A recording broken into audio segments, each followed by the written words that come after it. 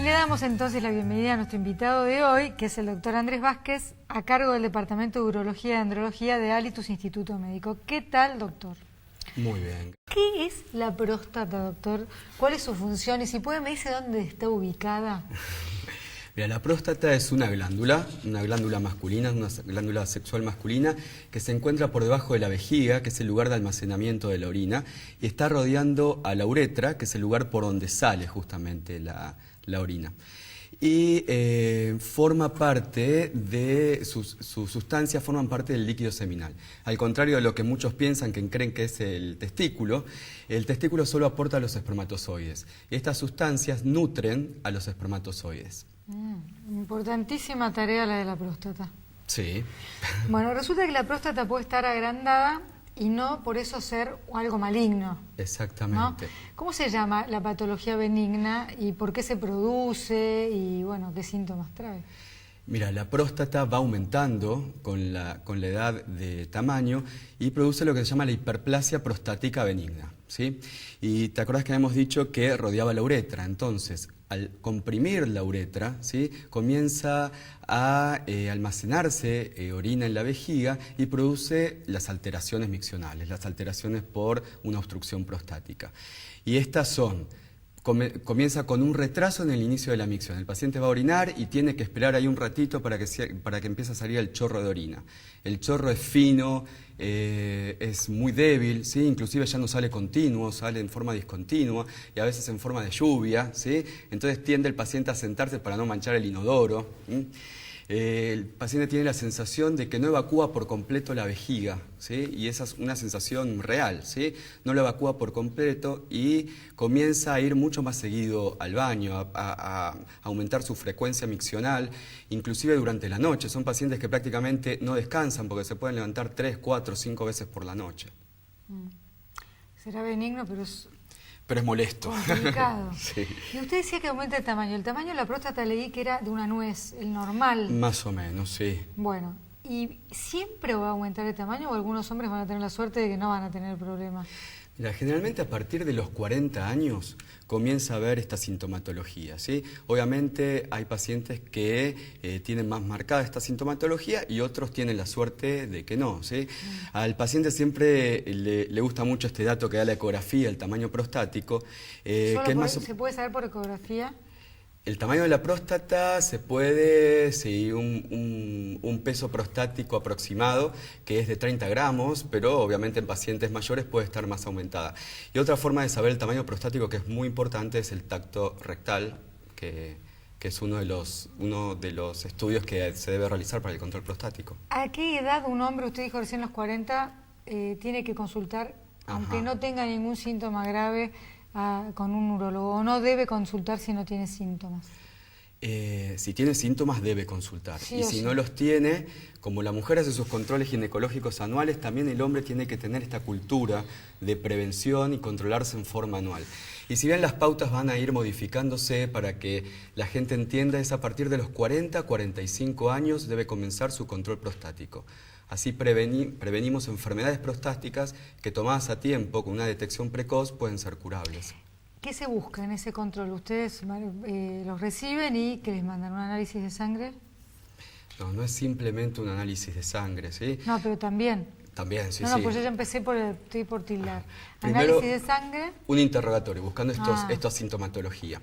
Después, el famoso PSA, que es lo que vos es un seguramente indicador que aparece en la sangre. Exactamente. Es una sustancia, una proteína que produce la próstata, que se vuelca a la sangre y la podemos medir. Es importante aclarar que este aumento del PSA no significa cáncer de próstata. El aumento del PSA me habla de alguna patología prostática, que puede ser o no cáncer de próstata. Puede ser benigna y alterarlo, pero sí. Al revés le pregunto, si el PSA es normal, ¿ese hombre se puede quedar tranquilo que no tiene cáncer? No, porque la otra pata importante del control prostático es el famoso tacto rectal, ¿sí? Que si bien son causa de deserción al control anual, hay que explicar que es un estudio muy sencillo y no tiene que ser molesto, bien hecho, ¿sí?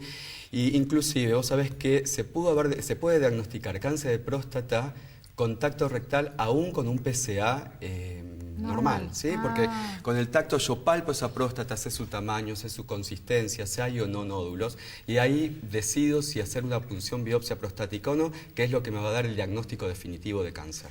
¿Y hay coincidencia entre la alteración del tacto y la ecografía? O si uno tuviera que elegir alguna de las dos, porque por ahí un hombre dice, antes que vaya al urólogo y me meta el dedo, prefiero que me metan el traductor del ecógrafo. Claro, a ver, de rutina generalmente se hacen ecografías abdominales, pero también se puede hacer ecografía transrectal, lo cual nos da información mucho más precisa de la próstata. Pero esto no quita se debe hacer igualmente el tacto rectal. El tacto rectal junto al PSA es el método predictivo para diagnosticar el cáncer de próstata, ¿sí? O sea que un control prostático no es simplemente un PSA en un estudio de laboratorio de rutina, ¿sí? Es ir a un médico especialista para que haga justamente este tacto, un buen interrogatorio, y entre esos estudios pedir el PSA, también se puede pedir una ecografía, inclusive un estudio que se llama uroflujometría, que me mide la rapidez con que sale el flujo urinario. Los síntomas de la hiperplasia prostática benigna que describimos antes, ¿pueden ser síntomas de otra patología, de alguna otra patología? Prostática, sí. Bueno, sí, el cáncer de próstata de alguna manera puede llegar a producir esta sintomatología. Pero el cáncer de próstata avanzado, porque en sus estadios iniciales, ¿sí? El cáncer de próstata crece muy lentamente, y en sus estadios iniciales es asintomático, ¿sí? O sea que puede no dar ninguna señal. De hecho, en sus estadios iniciales no la da, y uno lo diagnostica simplemente por el control prostático. Y eso es porque la hiperplasia obstruye con mayor frecuencia el conducto por donde sale el pis. Y la de la cáncer de próstata por ahí crece sin obstruir muchas veces al principio. Exactamente, se da más posterior, exactamente, más periférico. Entonces la sintomatología comienza en posterior sus estadios más avanzados. Posterior en el sentido de la ubicación, de no la ubicación de de la próstata. No. Está bien. En el sentido de la ubicación, más periférico. Es decir, que pasa algo parecido, a ver, no me maten ni corríjanme si yo me equivoco. Nosotros decimos que el cáncer de mama se cura, el de mama, en altísimo porcentaje cuando hay un hallazgo previo a la palpación, por ejemplo, cuando el tamaño es muy pequeño, es decir, que hay que ir en busca de, o sea, porque no hay prevención, se sabe ahora que la actividad física una vez más y la alimentación pueden incidir, pero si no, lo único que uno puede hacer es detección temprana. ¿En el cáncer de próstata es lo mismo? Tal cual. Hay que ir en busca de, aunque uno no tenga ningún síntoma. Hay que ir en busca de, aunque no haya síntomas. Hay que hacer eso el control. aclarémoslo. Entonces, los hombres son reacios, hay que decir la verdad. Sí, pero cada vez menos, por suerte, ¿eh? Cada vez menos con esto de los médicos de cabecera, los cuales derivan directamente al médico urólogo para hacer los controles prostáticos, cada vez menos hombres son reacios. Y el famoso tacto al que le tienen tanto miedo ellos porque no son mujeres, que es una cosa que dura mucho, que es muy molesto.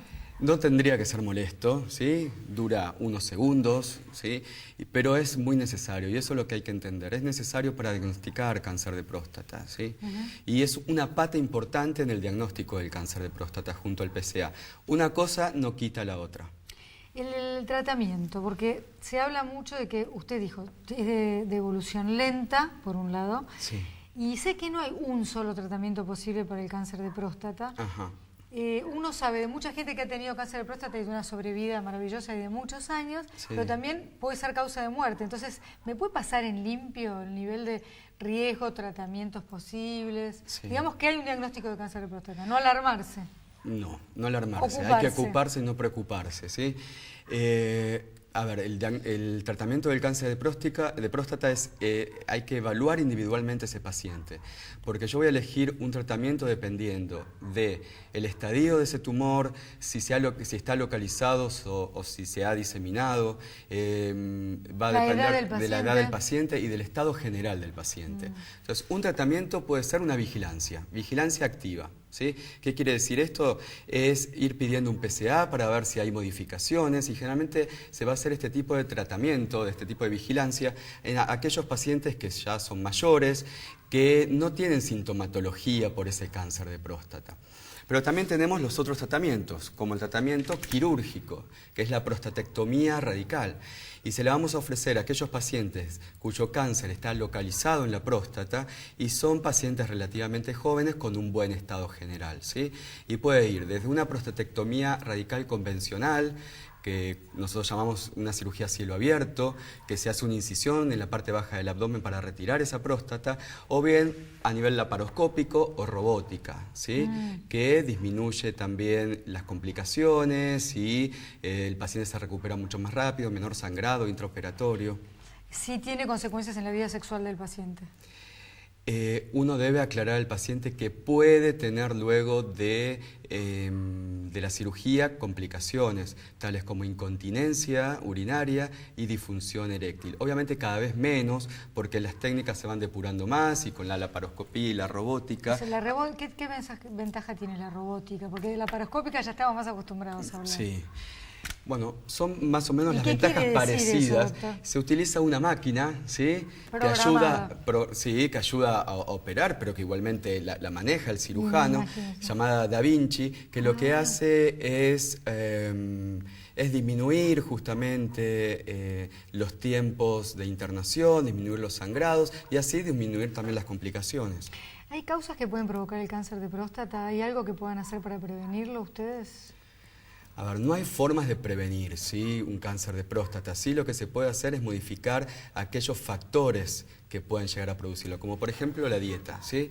Eliminando las grasas, las carnes y aumentando aquellas sustancias que tienen licopenos, que son antioxidantes, son pigmentos vegetales que se encuentran en el tomate, la sandía y en otros vegetales, se puede llegar a prevenir este cáncer de próstata. Qué maravilla, ¿sí? ¿no?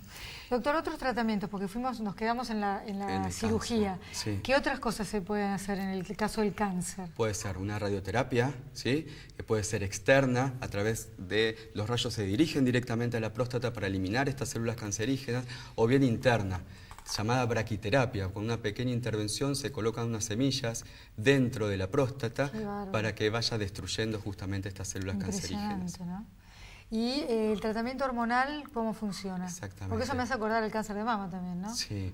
Porque puede tener o no receptores hormonales ese tumor de próstata, son todos iguales, porque yo sé que en la mama hay muchas variedades. Es muy importante el papel de los andrógenos, que son las hormonas sexuales masculinas, en el crecimiento de esta próstata, ¿sí?, de este cáncer de próstata. Entonces lo que hay que hacer es un tratamiento de deprivación androgénica, con antiandrógenos. ¿También hay que avisarle al hombre que le estás quitando parte de su masculinidad o no? ¿Está mal dicho así? Va a haber una disfunción eréctil posiblemente, ¿sí?, pero generalmente se da en pacientes mayores este tratamiento hormonal. ¿Tratamiento para la hiperplasia benigna qué hay? Totalmente Porque diferente. será muy benigno, pero usted la descripción que hizo es de una gran incomodidad. Tal cual, cuando el paciente tiene estos trastornos miccionales, se le puede ofrecer un tratamiento. El primer tratamiento de elección es el tratamiento bioral con medicamentos, como por ejemplo alfa-bloqueantes, la tamsulosina o la terazocina, que lo que hace es relajar el cuello de la vejiga y la próstata para que pueda fluir normalmente esta orina y eliminar así los síntomas. Pero muchas veces con esta medicación no es suficiente y hay que ofrecerle al paciente un tratamiento quirúrgico. Y el tratamiento quirúrgico no lo debe elegir el paciente, sino el que me indica qué tratamiento hay que hacer es el tamaño de esa próstata. Si es una próstata mediana o pequeña, se puede hacer lo que se llama RTU de próstata, que es una resección transuretral de la próstata. A partir de la uretra, del orificio por donde nosotros orinamos, se introduce un instrumental, un endoscopio, y se va resecando el tejido que sobra, el tejido sobrante de esa próstata. Pero cuando la próstata es muy grande, es insuficiente por transuretral y se debe hacer una cirugía a cielo abierto llamada adenomectomía prostática. ¿Y ahí también se quita toda o se puede quitar una parte? No, se quita el sobrante, el tejido sobrante, ¿sí? Queda próstata, entonces hay que aclararle al paciente que es infrecuente, pero puede suceder que luego de unos años de la cirugía vuelva a tener sintomatología porque vuelve a crecer la próstata. ¿Pero se puede operar otra vez? Se puede operar otra vez, sí. Sí. Pasando en limpio, doctor, para un varón o como nosotros nos dirigimos a un público que muchas veces nos ven las mujeres, que son, yo creo, agentes de salud, porque una mujer bien informada puede hacer que su marido, su hermano o hasta su papá se trate. ¿Qué tenemos que tener en cuenta? A partir de los 40, tal vez una revisión de control. A partir de los 40, 45 años, inclusive antes, si hay factores hereditarios, padres o hermanos que tengan cáncer de próstata, es importante el control en estas personas, ¿sí? Y es importante adquirir esta cultura de la prevención y hacer el control prostático anual a partir de los 40, 45 años. ¿Pero desde qué edad? ¿Qué tan joven puede llegar a ir a consultar a alguien que tiene familiares de línea directa? Y mira, las nuevas pautas americanas hablan a partir de los 35 años. Esto se va modificando, ¿no? Pero a partir de los 35 años, si hay factores hereditarios, es conveniente que se empiece a controlar. Y después de los 45 años, ¿es anual, debería ser anual la visita del hombre al urólogo? Sí, es anual. El control prostático debe ser anual. Usted dice que está aumentando y eso nos alegra mucho, pero yo conozco, todas las mujeres que conozco tienen ginecólogo y no todos los hombres que conozco, y yo ya estoy en edad, tienen urólogo. Entonces hay que imitar a las mujeres y buscar un urólogo de cabecera para que sean controlados estos pacientes anualmente. El hecho de que en Alitus haya un departamento de urología y que hay tantas mujeres en Alitus hace que esa población de hombres que están con esas mujeres tome más conciencia, ¿vos crees? Es que yo creo que muchas cosas que hacemos los hombres es por nuestras mujeres. Entonces, si la mujer se atiende y hace su control y se entera viendo este programa o de distintas formas que el hombre debería hacer, seguramente llega a la casa y le diga, che, Juancito, ¿cuándo fuiste al urólogo? ¿Qué es eso? O te por va a decir, ejemplo, ahí lo convencés o le explicás que escuchaste que la importancia es que el hombre también se controle. O también puede pasar que el hombre haya tenido que consultar con el urólogo por tema de fertilidad y ya quede amigo del urólogo y no le parezca algo tan lejano, sí, o no es con el urólogo. Pero también se habla de otro tema y después se olvidan. Son dos cosas separadas, si bien cuando hay un problema, por supuesto, oncológico y el hombre joven y no tan joven, por ahí congelar semen es importante porque después va a ver si se hace algo sobre la próstata, ya sea se la va a irradiar o se la va a sacar, va a quedar afectada el aporte que hace el líquido prostático al eyaculado, si bien se puede recurrir después a la biopsia de testículos para obtener los espermatozoides. Pero es mucho más fácil una muestra de semen. Sí, siempre es bueno tener en cuenta todo eso, pero el que consulta por fertilidad soluciona el problema o no y después no queda enganchado con el urólogo como por ahí queda enganchada la mujer con el ginecólogo. Uno de rutina, si recibe un paciente que tiene más de 40 años y que viene por otra causa que no sea prostática, de rutina, por lo menos yo le ofrezco hacer ese control prostático, ¿sí?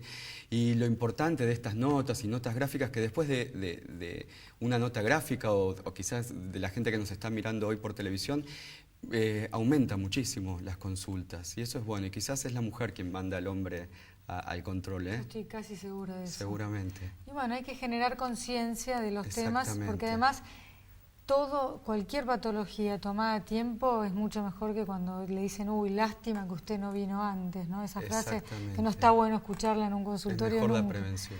¿No? Sí, se puede. Así que una vez más la alimentación, las grasas. En todo está en la alimentación, en la vida sana.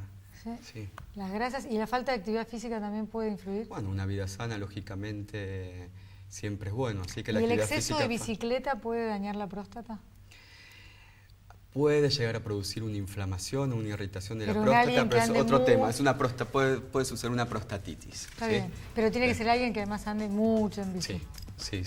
Actividades, que esté obviamente subido a la bicicleta durante muchas horas del día.